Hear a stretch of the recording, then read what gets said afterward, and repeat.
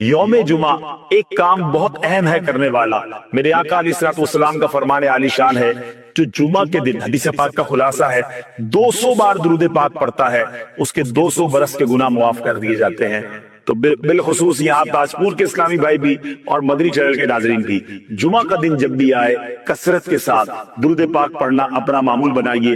یہ بھی یاد رہے کہ جمعہ کے دن کی ایک نیکی 70 نیکیوں کے برابر ہے۔ اس دن ڈھونڈ کر نیکیاں کرنی چاہیے، زیادہ سے زیادہ نیکیاں کرنی چاہیے۔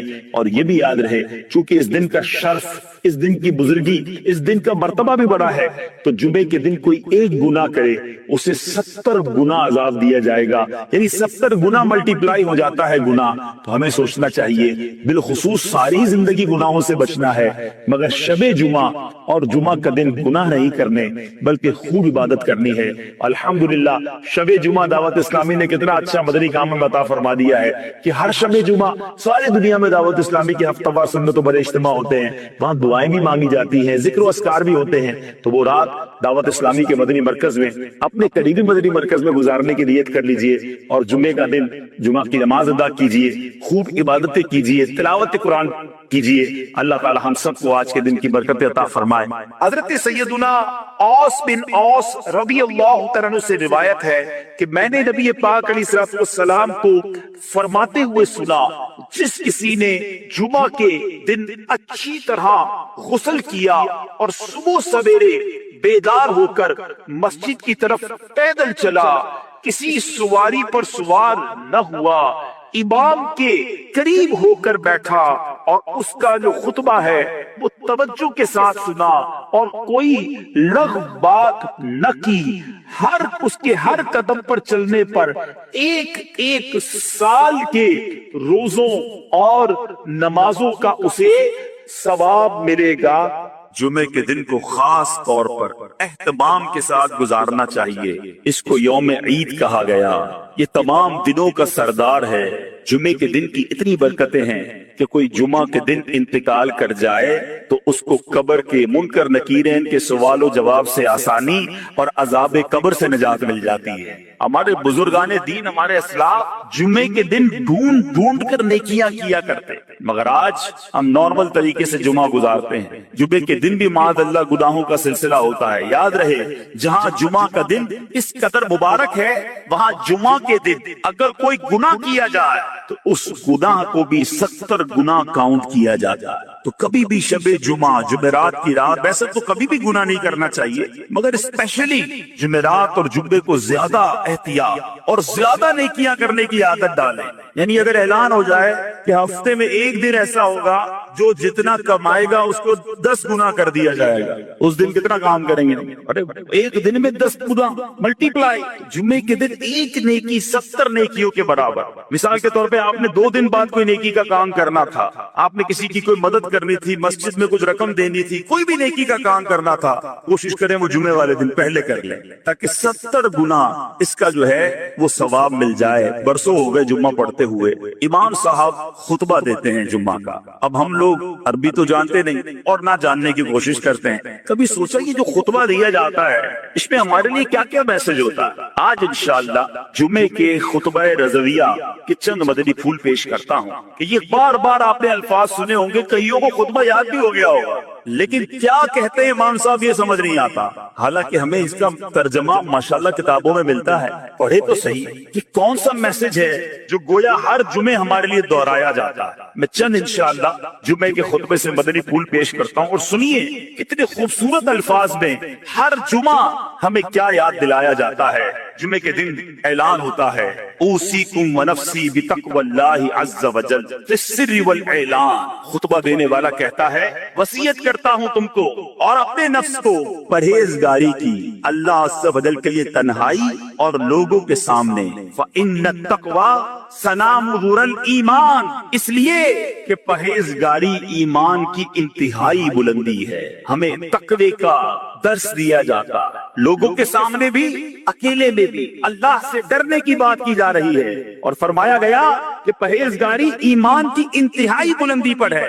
اور آج ہمارا کیا حال ہے؟ ہم نہ لوگوں کے سامنے گناہوں سے باز آتے ہیں، نہ اکیلے میں گناہوں سے باز آتے ہیں، نہ لوگوں کے سامنے اللہ سے ڈرتے ہیں، نہ اکیلے میں رب سے ڈرتے ہیں۔ ابھی جو مذہبی حلیے والے لوگ ہوتے ہیں وہ لوگوں کے سامنے تو شرم کر لیتے ہیں کہ چلو کوئی دیکھ نہ لے، کسی کو پتہ نہ چل جائے، مگر سوچئے جب اکیلے میں ہوتے ہیں، ہماری خلوتیں ہوتی ہیں، اس وقت ہمارا حال کیا ہوتا ہے؟ آج بڑا بھائی نہ دیکھ لے، میرا دوست نہ دیکھ لے، میری عزت کرنے والا نہ دیکھ لے، اس بات کا تو خیال ہے، مگر تنہائی میں جب دروازہ بند ہوتا ہے اس وقت یہ خیال کیوں نہیں آتا کہ رب دیکھ رہا ہے، اللہ دیکھ رہا ہے۔ اے میرے بیچے اور پیارے اسلامی بھائیوں، جس سے سب سے زیادہ شرم کرنی چاہیے تھی وہ دیکھ رہا ہے، اور ہم اس وقت بے شرمیاں کرتے ہیں، اس وقت گناہ کرتے ہیں۔ اے میرے بیچے اور پیارے اسلامی بھائیوں، اور کیجئے، یہ کتنی بری بات ہے کہ رب دیکھ رہا ہو اور بندہ اسی کی نافرمانی کر رہا ہو۔ امام اہل سنت مولانا شاہ امام احمد رضا خان علیہ رحمت الرحمان کیا خوب فرماتے، چھپ کے لوگوں سے کیے جس کے گناہ،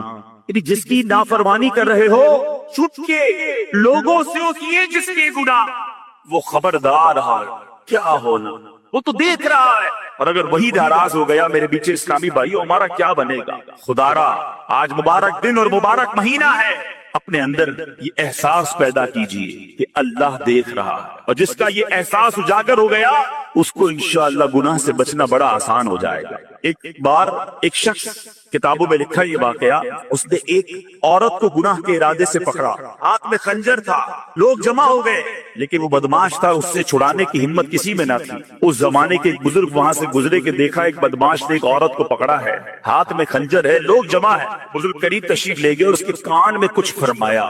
ان کا کچھ فرمانا تھا کہ وہ بدماش جو تھا گناہگار تھر تھر کانپنے لگا، ہاتھ سے وہ خنجر بھی گر گیا، عورت بھی چھوٹ کر چلی گئی، دھڑام سے گرا، بے ہوش ہو گیا۔ لوگ جمع ہو گئے، کہنے لگے تمہارا تو بڑا کر و فر تھا، تم تو بڑے جری، کسی کو جواب نہ دیتے، تم سے کوئی بات نہ کر سکتا، اتنا ڈرتے تھے لوگ تم سے، ایسا کیا ہوا کہ تم بے ہوش ہو کر گر گئے؟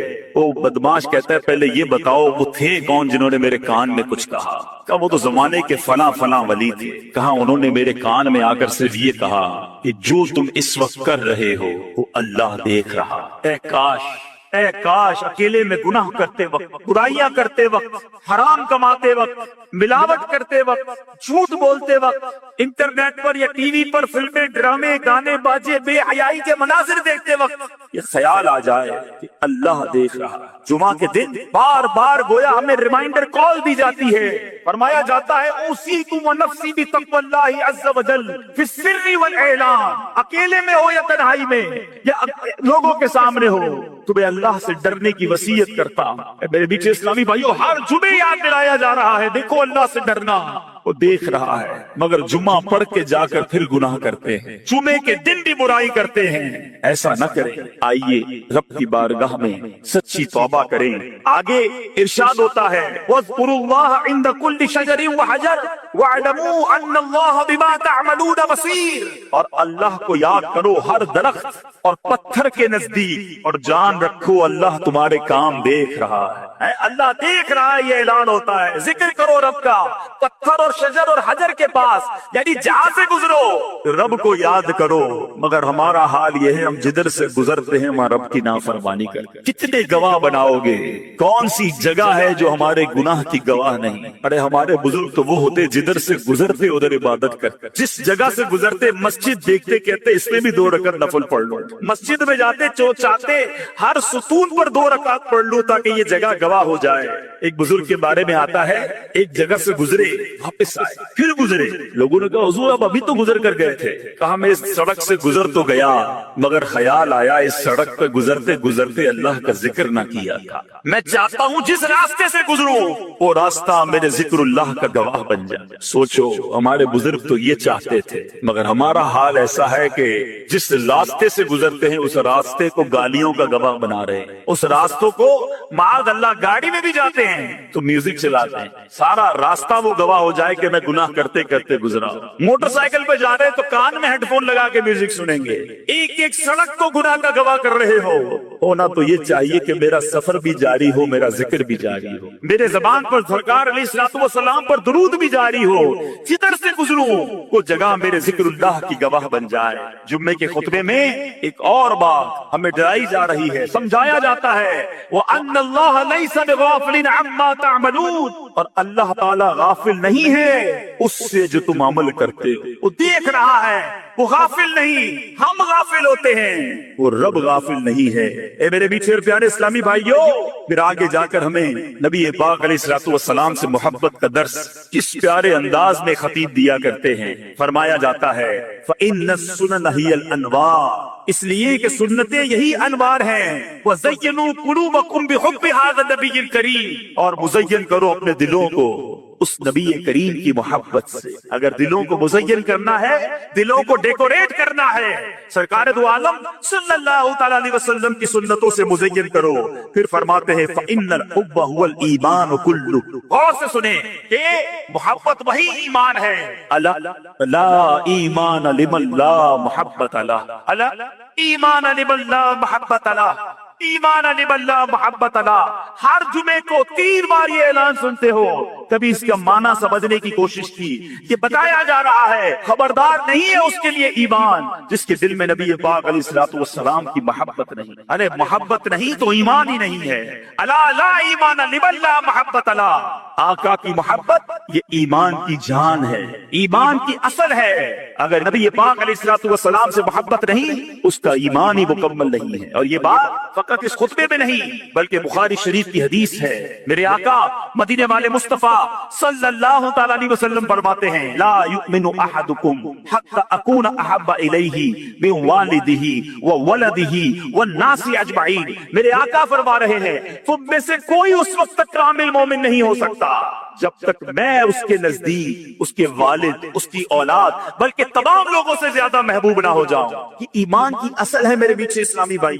हम भी नारा लगाते हैं, गुलामी रसूल में मौत भी कबूल है, ना हो जो इश्क मुस्तफा तो जिंदगी फजूल है। बड़ा बेहतरीन नारा है और यही बात हमें हदीस भी सिखा रही है। जिंदगी फजूल है अगर वाकई नबी पाक अलैहिस्सलाम से मोहब्बत नहीं, मगर अपने दिल पर हाथ रखकर पूछो कि क्या वाकई मोहब्बत है या खाली नारा ही है।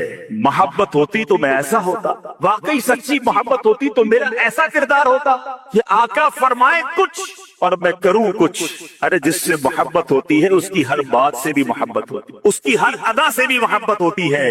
देखो मोहब्बत की तो सहाबा किराम ने की, कैसी मोहब्बत की कि आज सुनते हैं तो ईमान ताजा हो जाता है। कुरान मजीद फुरकान हमीद में हमें समझाया जा रहा है कि अगर रब अज़्ज़ वजल की तरफ से बरकतों को पाना है, रहमतों को हासिल करना है, कुरान कहता है कुल इन कुंतुम तुहिब्बूनल्लाह फत्तबिऊनी युहिब्बुकुमुल्लाह व यगफिर लकुम ज़ुनूबकुम वल्लाहु गफूरुर रहीम। ए रसूल फरमा दीजिए, अगर तुम लोग अल्लाह से मोहब्बत करते हो तो मेरी इत्तिबा करो। मोहब्बत अल्लाह से करते हो तो इत्तिबा मेरी करो। क्यों, क्या होगा?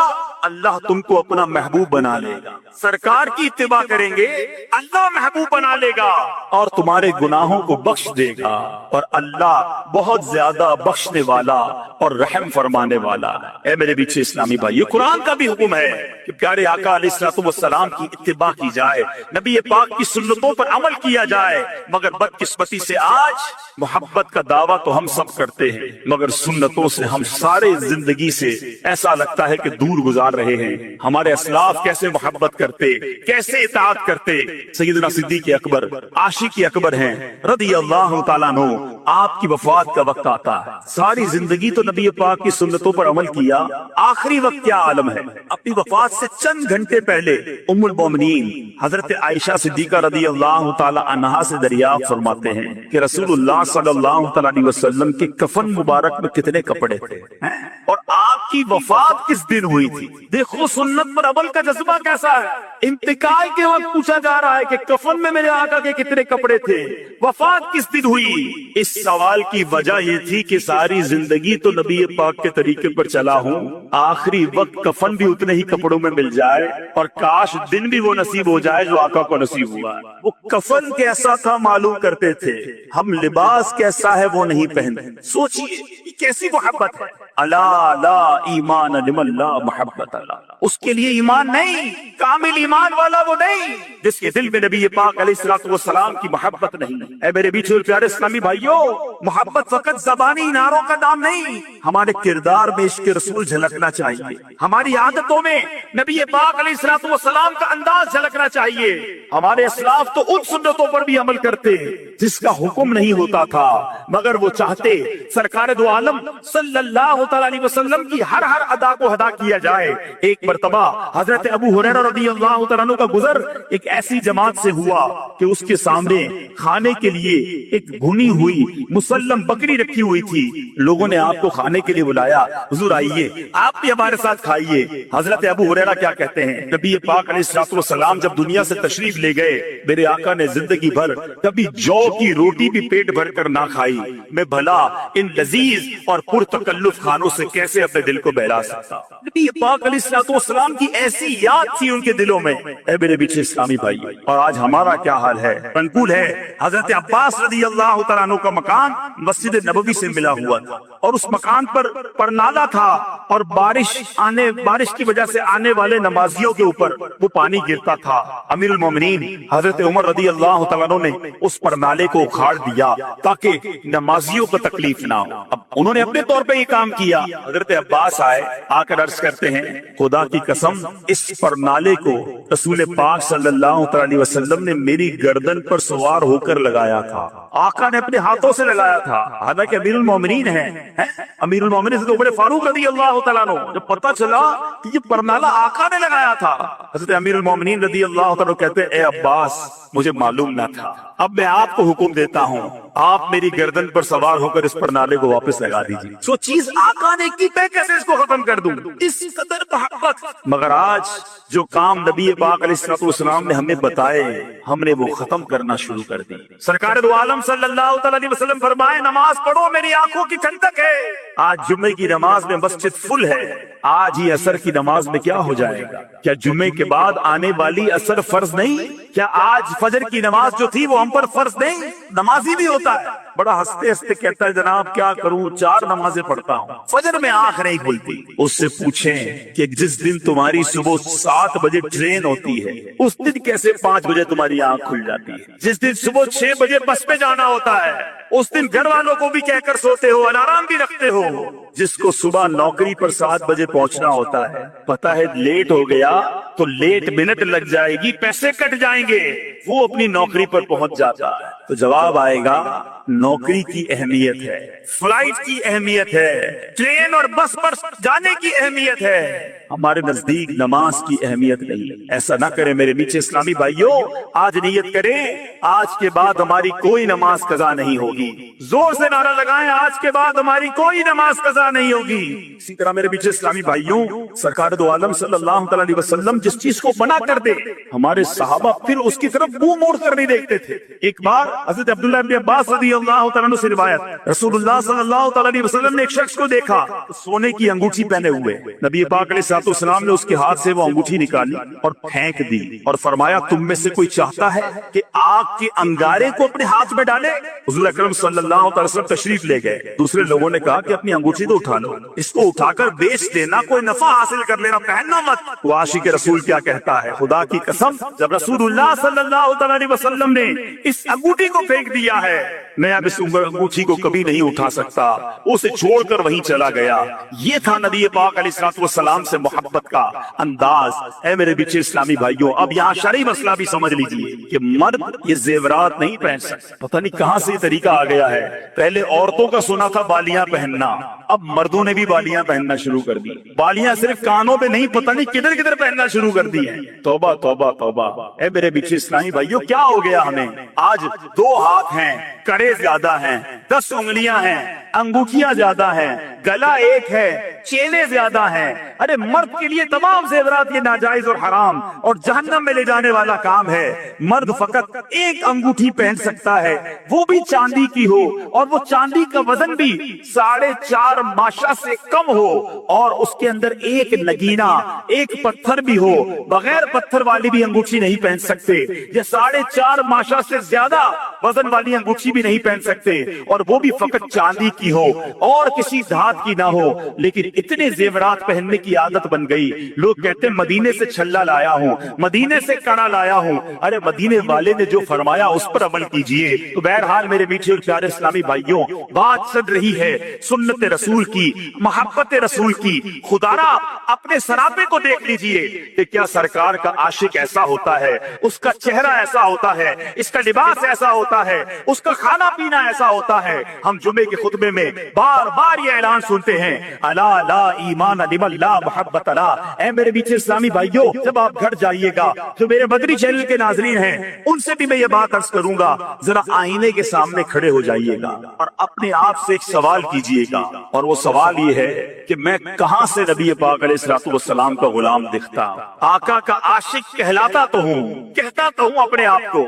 ذرا اوپر سے شروع کیجئے گا، بال نبی پاک کے طریقے والے ہیں یا آقا کے دشمنوں کے طریقے والے ہیں؟ پھر چہرہ سنت کے مطابق ہے یہ معاذ اللہ نبی پاک علیہ الصلوۃ والسلام کے دشمنوں والا چہرہ؟ چہرے پر داڑھی ہے کہ نہیں؟ سرکار دو عالم صلی اللہ تعالی علیہ وسلم کا فرمان ہے جس کا مفہوم ہے داڑیاں بڑھاؤ، مونچھیں پست کرو، اور میرے دشمنوں جیسا چہرہ نہ بناؤ۔ یہ کیسا عاشق ہے؟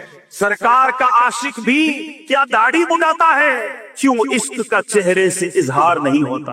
پھر ذرا لباس دیکھیے گا اپنا، اگر سنتوں والا ہے تو ٹھیک ہے، اور اگر نہیں انگریزوں والا اور بے پردگی والا لباس ہے، پھر اپنے آپ سے پوچھئے گا کہ میں کہاں سے مسلمان ہوں۔ پھر ذرا تھوڑی دیر گفتگو کرتے وقت نوٹ کیجئے گا کہ ہماری گفتگو کے اندر الفاظ کون سے ہیں۔ کیا السلام علیکم ورحمۃ اللہ وبرکاتہ کی عادت ہے؟ وعلیکم السلام ورحمۃ اللہ وبرکاتہ کی عادت ہے؟ سبحان اللہ، ماشاء اللہ، انشاء اللہ، یہ ہماری زبان پر ہے یا فلمی ڈائلاگ ہیں، گانے باجے ہیں، بے حیائی کی باتیں ہیں؟ ارے کھانا کھانے بیٹھتے ہیں کسی کے ساتھ تو سمجھ نہیں آتا کہ مسلمان کے ساتھ کھا رہے ہیں یا کسی غیر مسلم کے ساتھ کھانا کھا رہے ہیں، الٹے ہاتھ سے سارے معاملات ہو رہے ہیں، اور جناب انداز ہی دوسرا ہے۔ میں آپ سب سے ایک بات کہنا چاہتا ہوں، خدا را غلامی رسول کا دعویٰ کرنے والوں اپنی سکیننگ کرو کہ میں واقعی غلام رسول ہوں۔ ارے غلام رسول وہ ہوتا ہے کہ جس کو دور سے دیکھیں تو پتہ چل جائے کس کا غلام ہے۔ شاعر لکھتا ہے نا، فنا اتنا تو ہو جاؤں میں تیری ذات عالی میں، جو مجھ کو دیکھ لے اس کو تیرا دیدار ہو جائے۔ ہمیں دور سے دیکھ کر پتہ چل جائے کہ نبی پاک علیہ الصلوۃ والسلام کا عاشق اور امتی جا رہا ہے۔ محبت کیجئے، اپنے آقا سے ٹوٹ کر محبت کیجئے، مگر ان کے طریقے پر عمل بھی کیجئے۔ نبی پاک علیہ الصلوۃ والسلام کا غلام جھوٹا نہیں ہوتا، آقا کا غلام دھوکہ دینے والا نہیں ہوتا، نبی پاک علیہ الصلوۃ والسلام کا سچا عاشق حرام کمانے والا نہیں ہوتا۔ ارے کیسے وہ سود کا کاروبار کرے گا جب آقا علیہ الصلوۃ والسلام فرمائیں کہ سود کے 70 درجے ہیں اور اس کا سب سے کمتر درجہ یہ ہے، حدیث پاک کا خلاصہ ہے اس کا سب سے کمتر درجہ یہ ہے کہ بندہ اپنی ماں کے ساتھ بدکاری کرے۔ کہ نبی پاک کا غلام سود کا کاروبار کرے گا؟ ارے سود کا کام کرنے والے کو اللہ سے جنگ کرنے والا کہا گیا۔ چھوڑ دو یہ کاروبار، نہ کرو کاروبار میں ملاوٹ، نہ بولو جھوٹ، نہ کماؤ حرام۔ یہ سرکار کی غلامی نہیں، یہ بربادی کی طرف جا رہے ہیں۔ یہ جمعے کا خطبہ زبردست میسج ہے ہمارے لیے، الا لا ایمان لمن لا محبت لا۔ ارے نہیں ہے اس کا ایمان کامل جس کے دل میں نبی پاک علیہ الصلوۃ والسلام سے محبت نہیں ہے۔ محبت کیجئے، وہ دل بیکار ہے جس دل میں عشق رسول نہیں، وہ دل بیکار ہے جس دل میں محبت رسول نہیں ہے۔ اے میرے میٹھے اور پیارے اسلامی بھائیوں، اس کے بعد جمعے کے خطبے میں ہمیں اور آگے جا کر سمجھایا جا رہا ہے، البر لا یبلا والذنب لا ینسا والدیان لا یموت اعمل ما شئت کما تدین تدان۔ اس کا ترجمہ اگر سمجھ آ جائے نا، یہ اطاعت دینے کے لیے کافی ہے۔ فرمایا جا رہا ہے البر لا یبلا، نیکی پرانی نہ ہوگی، والذنب لا ینسا، اور گناہ بھلایا نہ جائے گا، والدیان لا یموت، اور جس نے فیصلہ کرنا ہے، جس نے بدلہ دینا ہے، وہ مرتا نہیں، اسے موت نہیں آتی۔ اعمل ما شئت کما تدین تدان، کہا گیا کر لے جو کچھ کرنا ہے، بدلہ دیا جائے گا۔ کر لے جو کرنا ہے آخر موت ہے، ایک دن مرنا ہے آخر موت۔ یہ اتنی زبردست حدیث ہے۔ فرمایا البر لا یبلا، نیکی پرانی نہیں ہوتی، نیکیاں کرتے جاؤ، جمع کراتے جاؤ، وہ رب نیکوکاروں کا اجر ضائع نہیں کرتا۔ والذنب لا ینسا، گناہ کر کے ہم بھول جاتے، مگر یہ گناہ بھلایا نہیں گیا، کہیں نوٹ ہو گیا۔ ہم بڑے عجیب لوگ ہیں، ہم نے اتنے گناہ کیے ہمیں یاد ہی نہیں، نیکیاں ساری یاد رکھی ہوئی ہیں۔ ہمارے اسلاف نیکیاں بھول جاتے، گناہ یاد رکھتے۔ آج ہمیں یہ بھی یاد ہے کہ 15 سال پہلے مدینے گیا تھا، 10 سال پہلے میں نے مسجد کو پیسے دیے تھے، 5 سال پہلے فلاں غریب کی شادی کروائی تھی۔ کسی کے ساتھ 10-15 منٹ بیٹھو، اپنی 15 سال کی نیکیاں گنوا دیتا ہے۔ اس سے پوچھے جناب کل جھوٹ بولا تھا یاد ہے؟ 15 سال پرانی نیکی یاد رکھ کے گنوائی جا رہے ہو۔ کل جھوٹ بولا تھا، آج صبح تم سے بدنگاہی ہو گئی تھی یاد ہے؟ تھوڑی دیر پہلے آپ نے غیبت کی تھی وہ یاد ہے؟ کیسے لوگ ہیں ہم، گناہ کری جا رہے ہیں، بھولی جا رہے ہیں، مگر وہ ذنب لا ینسا، گناہ بھلایا نہیں جائے گا۔ والدیان لا یموت، میں مر جاؤں گا، مگر جس نے فیصلہ کرنا ہے، جس نے حکم سنانا ہے، اسے موت نہیں آنی۔ اگر گناہوں پر پکڑ ہوئی ہم کہاں جائیں گے؟ اسی جمعے کے خطبے میں قرآن پاک کی ایک آیت ہر جمعے کو یاد دلائی جاتی ہے۔ فرمایا گیا فَمَن يَعْمَلْ مِثْقَالَ ذَرَّةٍ خَيْرًا يَرَهُ وَمَن يَعْمَلْ مِثْقَالَ ذَرَّةٍ شَرًّا يَرَهُ۔ ترجمہ کنز الایمان، تو جو ایک ذرہ بھر بھلائی کرے اسے دیکھے گا، اور جو ایک ذرہ بھر برائی کرے اسے دیکھے گا۔ اے نیکیاں کرنے والوں تمہیں مبارک ہو، اے نمازیں پڑھنے والوں تمہیں مبارک ہو، اے روزے رکھنے والوں، اے ذکر کرنے والوں، اے حلال کمانے والوں، اے نیکی کی دعوت دینے والوں، اے اللہ کی رضا کے کام کرنے والوں تمہیں مبارک ہو۔ قرآن اعلان کر رہا ہے جو ذرہ بھر بھلائی کرے گا اسے دیکھے گا۔ اور اے نمازیں قضا کرنے والوں، اے حرام بولنے والوں، اے حرام دیکھنے والوں، اے چھپ چھپ کر گناہ کرنے والوں، اے مسلمانوں کے مال دبانے والوں، اے اپنے ماں باپ کو ستانے والوں، اے حرام روزی کمانے والوں، اے جھوٹ بولنے والوں، غیبت کرنے والوں، بے حیا عورتوں سے دوستیاں کرنے والوں، سنو قرآن کہتا ہے جو ذرہ بھر برائی کرے گا وہ دیکھے گا۔ قیامت کے دن اگر ہماری برائیاں ہمارے سامنے کر دی گئی اور کہا گیا پڑھو، ہم کہاں جائیں گے؟ اے میرے میٹھے اسلامی بھائیوں، قرآن میں جا بجا یہ حکم موجود ہے کہ قیامت کے دن نامہ اعمال ہاتھ میں دیا جائے گا۔ خوشخبری ہے ان کے لیے کہ جن کے سیدھے ہاتھوں میں نامہ اعمال دیا جائے گا، مگر قرآن ہی کہتا ہے کہ بد نصیب ہوں گے چند لوگ وہ جن کی پیٹھ توڑ کر ان کے بائیں ہاتھ میں ان کا نامہ اعمال دے دیا جائے گا۔ کہا جائے گا اپنا اعمال نامہ پڑھ کر سناؤ، ذرا سوچو تو صحیح ہمارے اعمال نامے میں کیا کیا ہے۔ ارے چھپ چھپ کر گناہ کیے ہیں، رات کے اندھیرے میں دروازہ بند کر کے گناہ کیے ہیں، اگر وہ پڑھنے پڑ گئے تو کہاں جائیں گے؟ اس میدان محشر میں ہمارے آقا بھی ہوں گے، تمام انبیاء کرام بھی ہوں گے، صحابہ کرام بھی ہوں گے، ہمارے غوث اعظم بھی ہوں گے، ہمارے پیر و مرشد بھی ہوں گے، ہاں ہمارے والدین ہوں گے، ہم سے محبت کرنے والے دوست بھی ہوں گے۔ ہم کیسے اپنی گندی باتیں پڑھ کر سنائیں گے؟ نہ کرو ایسے کام جس کے لیے قیامت کے دن شرمندہ ہونا پڑے، نہ کرو ایسے اعمال کے قیامت کے دن جواب نہ بن پڑے۔ نیکیاں جمع کر لو، ہم سب نے دنیا سے جانا ہے۔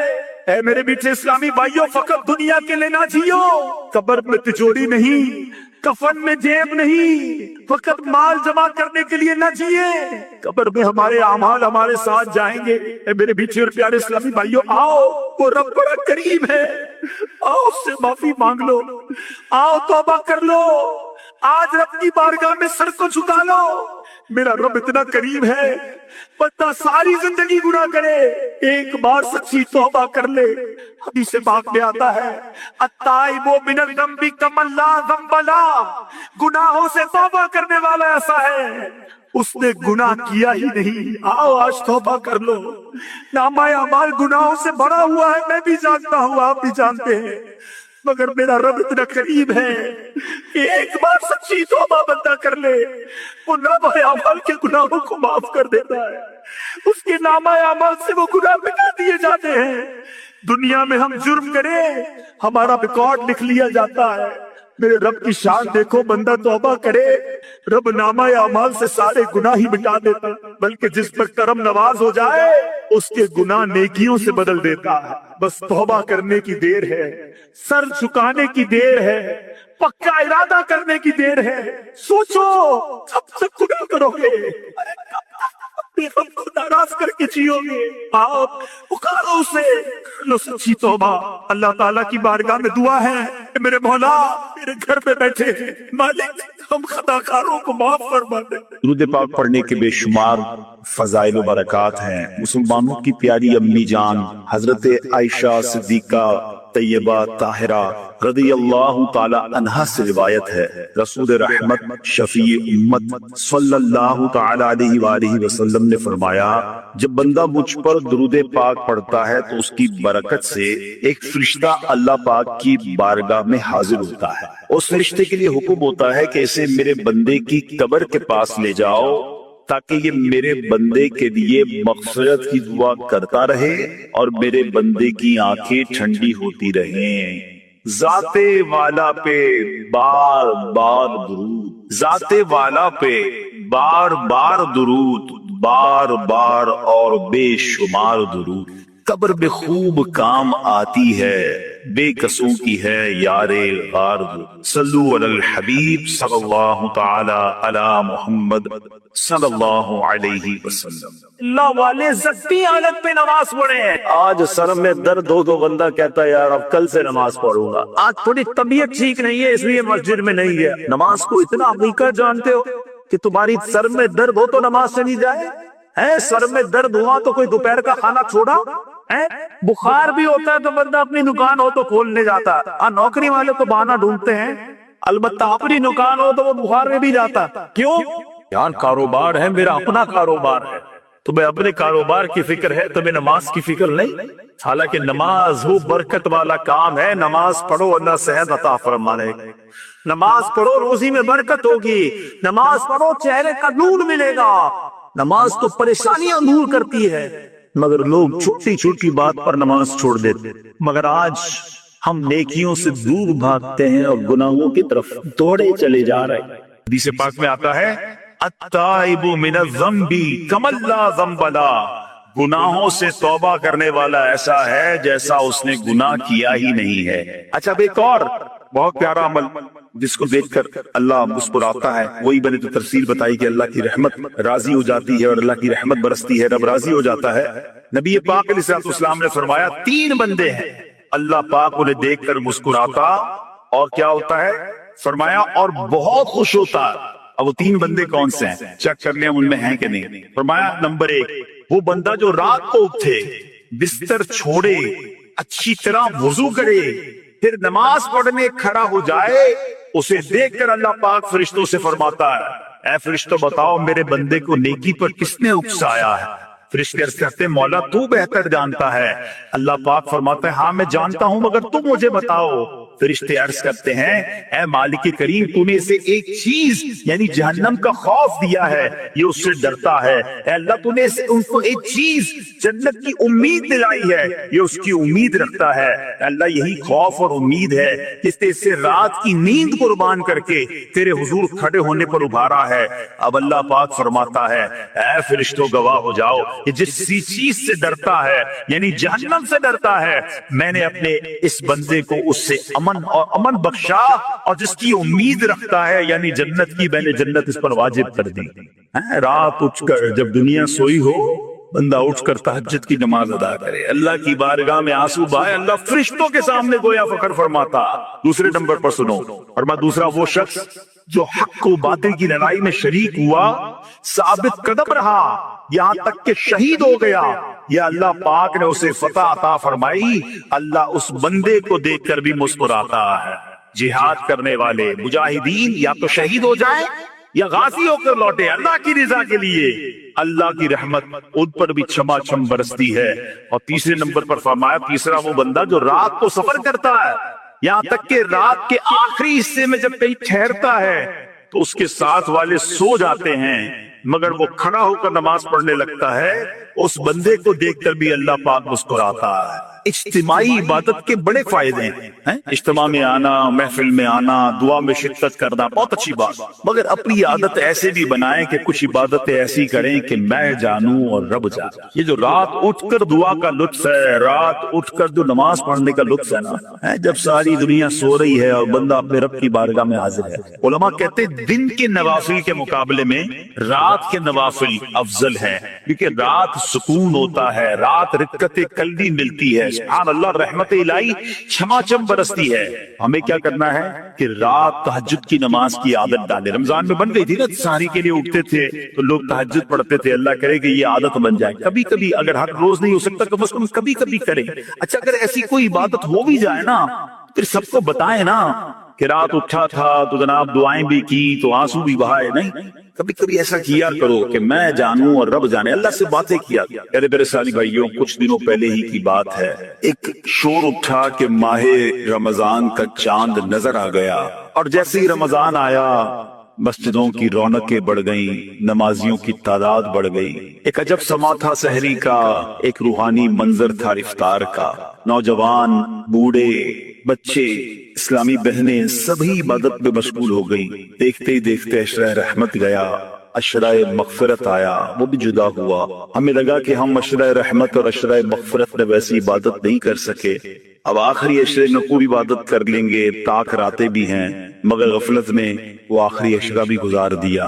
रमजान हमें तड़पा कर, बहारे लुटा कर, बरकतें अता करके हमसे अब जुदा हो चुका है। अब रमजान यकीनन अगले साल भी आएगा, मगर ये नहीं पता कि हम उस रमजान में होंगे या नहीं होंगे। हमें ये भी नहीं मालूम हमारी मगफिरत हुई कि नहीं। हम रब्बे करीम से दुआ करते हैं कि